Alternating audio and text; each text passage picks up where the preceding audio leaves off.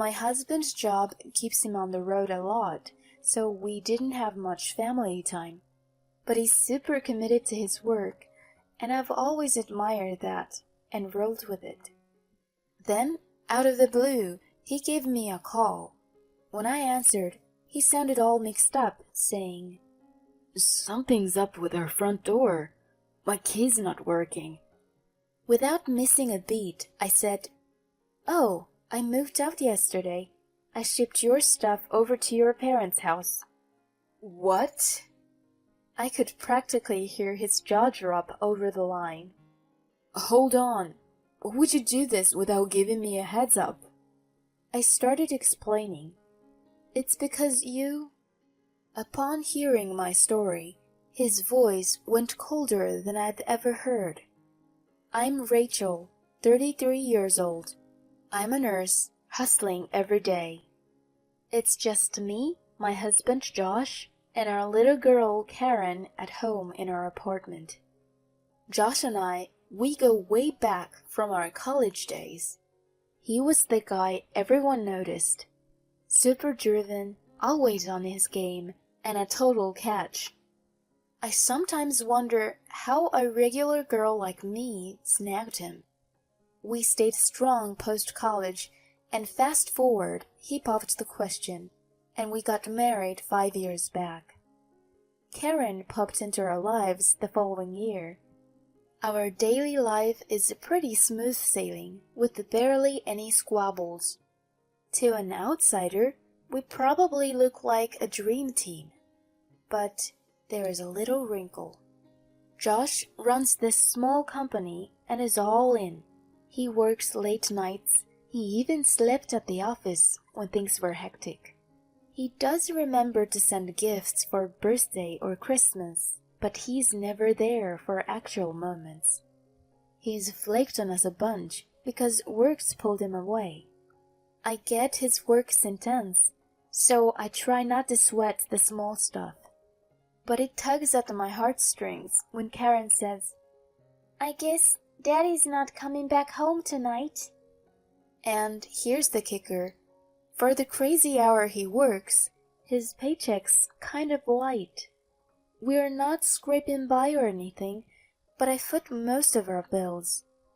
He did once say, "Look, business is tough right now, with the economy and all. I hate dumping everything on you. I really do." I told him, "No need to feel bad. I'm just worried about you burning out." "Trust me, I'm tougher than I look. Stick with me a bit longer. Once things level out, you can ditch that grueling nurse job." He seemed genuinely remorseful, and honestly, that made me second-guess my concerns. I figured maybe I'm being too hard on him with the money thing. I chose to back him up even more. But then, something went down that rocked my world. That particular day was total mayhem at the hospital, with emergency left and right. Doctors were on edge, and us nurses were hustling non-stop. Being the newbie, I was still trying to fit in. Just when you think things couldn't get crazier, a bunch of critically injured patients rolled in. Among them was this toddler, maybe 2, out cold after a car accident. His probable mom was with him, looking white as sheet. Over and over she pleaded, "Stay with me, Dan." My heart just broke, thinking of my own kid. All I could do was hope and pray for him. The ER was buzzing, and I was right there, assisting in surgery. Every medical professional at the scene was giving it their all to save this little kid's life. A few hours in, we successfully wrapped up the surgery. I headed over to the family waiting area to update them on the boy's condition.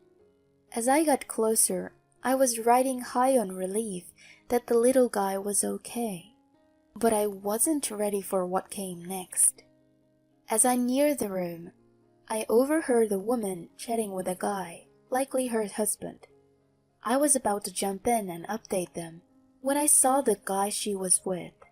Hold on. Was that... Yep, there he was, my husband, Josh. I'd recognize him anywhere, and he was even wearing the suit I picked out for his business trips. Eavesdropping a bit, his voice was unmistakable. The call about Dan's accident nearly gave me a heart attack. Thank goodness he's all right. I'm sorry. I just looked away for a second and then he was in the street. Hey, I've been gone a lot, leaving you to do the heavy lifting with parenting. I can't put this on you. Let's just be grateful he's okay. He then pulled her into a hug. My brain was in overdrive. What the heck was happening? Why was Josh there? Did he just say parenting? Does that mean... As much as I didn't want to think it, the pieces seemed to fit one way. Josh had another life I didn't know about. After that surprise, I was a mess at work, slipping up left and right, which wasn't my style. The head nurse didn't let it slide. I took her critique. I mean, she was right, but I could tell she was worried. Rachel, you're off today. What's up? Taking a deep breath, I told her. She offered to do a little digging for me and suggested I go home for the day. My head wasn't in the game at home either, and just as I was piecing things together, Josh called. Hey, everything's okay there? Playing it cool, I responded. He came back with, Look, something's come up with my trip. I'll be away another week. Can you hold down the fort with Karen? The nerve of him! But I didn't want to tip him off without more info, so I played along. Got it. Do what you've got to do. Just stay safe, okay? He sounded genuinely thankful, saying, I owe you one. After we hung up, I gave myself a little pep talk. I didn't want to believe the worst, but I couldn't just brush this off. For me and Karen, I needed answers. It was go time. Come next morning, the head nurse had a scoop. Turns out she's gotten close with the boy's mom, Jennifer. Jennifer works at a bar, and that's where she ran into Josh. He made the first move. They hit it off, and before long, they were married, especially after she got pregnant. And according to the head nurse, Jennifer is clueless about Josh's other life. I thanked her for the information. Seriously, thank you for this. Sorry to drag you into my drama. I've got it from here. She said, Anytime you need to chat, I'm here. I am lucky to have a great boss like her. Wanting to talk to Jennifer, I popped into the boy's room and saw her right there, constantly attending to him. She was comforting the kid, who was restless and unable to get up. It's okay. When you're all better, we'll go out and play. Even though she's involved with my husband, she's a mom first. Seeing her like that, I just couldn't blame her. I get the whole mom thing. When I had a break, I went up to her. Hi there. It's great to see your son getting better. Here's hoping he bounces back soon. Oh, Rachel, right? Thank you. I'm just so relieved he's okay. You look worn out. Make sure you're not pushing yourself too hard. How about taking a little break? I led her to the break room and decided to probe about Josh. Your husband's really there for you guys. I see him with your son daily. He's super involved. Her reply threw me for a loop. Well, he's often traveling for work as a photographer. Hold up. Photographer? Did I ever see Josh with a camera? Wait, he did buy a high-end one for Karen's preschool event. He must have spun that into this photographer story. I felt dumb for buying his line about just wanting to snap pictures of our daughter. Turns out, according to Jennifer, he's got some debt, And once that's settled, they're getting officially married. While he griped about making less due to the economy, he was also bankrolling her family. No wonder his funds seemed stretched. He was fooling me. Here I was, thinking I was helping him through tough times. It's not just me. Even Jennifer got played by him. I'll never let that slide. A week later, I get a call from Josh post his business trip. He sounded totally lost. Rachel, something's up with our front door. My key's not working. Think it's jammed. Can you let me in? Sorry, can't do that. We're not there. Hold up. Aren't you off today? Where'd you go? I shot back with, We moved out yesterday. I sent our stuff to my folks' place. Your things have been shipped to your parents. Best check in with them. He sounded blindsided. What? You left? Why on earth? I heard everything from Jennifer. Juggling 2 families, huh? Explains the small paychecks. If you're supporting 2 households, of course you're broke. You're consistently inconsistent. Whoa. How did you find out about Jennifer? He sounded flat out frantic. Hello, I work at the hospital where your other kid had his surgery. It dawned on him. His son landed in my workplace. I had told him I switched hospitals, but it must have slipped his mind. Figures with all his sneaking. Cutting ties with someone like that, the sooner the better. So I ditched the house lease under my name and went back to my parents with my daughter. Once he pieced everything together, Josh was falling over himself to apologize. Give me a chance to explain.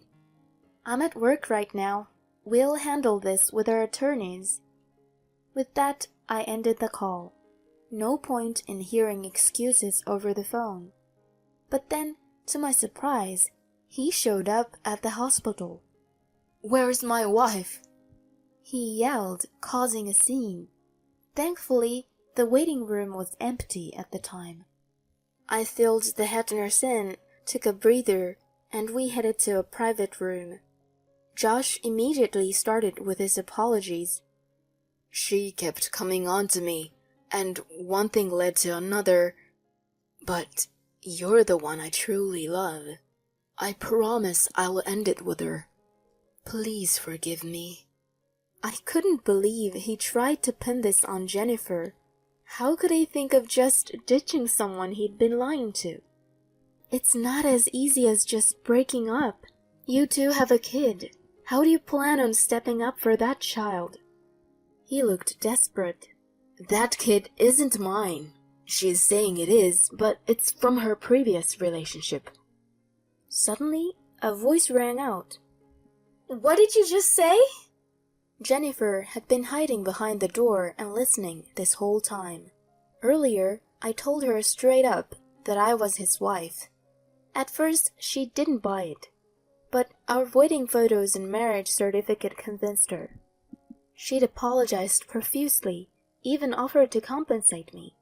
But honestly, I couldn't be mad at her. She was also blindsided by Josh's lies. My plan was to get evidence of their fling from her to use against Josh. Seeing her now, Josh went pale. She challenged him. Are you really saying Dan isn't yours? I've never been with anyone else. Want a paternity test to prove it? Josh couldn't meet her gaze, and she seemed to be telling the truth. Both of us gave him a hard stare. After an awkward silence, he came out with, I care about both of you. I want to support both families. Can't we just keep things as they are? Jennifer and I were floored by his audacity. As I was processing his nonsense, Jennifer beat me to the punch. Are you for real? Just now you denied Dan was yours. We're done. And trust me, I'll be getting child support from you." She stormed out, leaving Josh and me. I took a deep breath and said, "I'm with her. After all this, you can't expect things to go back to normal. I truly feel for Jennifer and Dan being fooled by you. We are getting a divorce, and you better be ready to pay up." "But, Rachel, please. I don't want to lose you or Karen." "How can I trust a word you say? You just threw Jennifer and Dan under the bus. This will be handled by our attorneys. Leave, or I'm calling security." He walked out, tears streaming down his face. A month later, Josh and I were officially done. I got a one-time payment of $600,000 for the pain and suffering and another $300,000 for child support. Looks like Jennifer did too. Between that and losing focus at work, Josh's business tanked. Last I heard, he borrowed from some shady people and is now grinding away in a factory with some rough-looking supervisors. As for me and my daughter, we are staying with my folks, living a peaceful life. They dote on Karen, and she's thriving. Through all this, my main goal is to be there for my daughter and be the best mom I can be.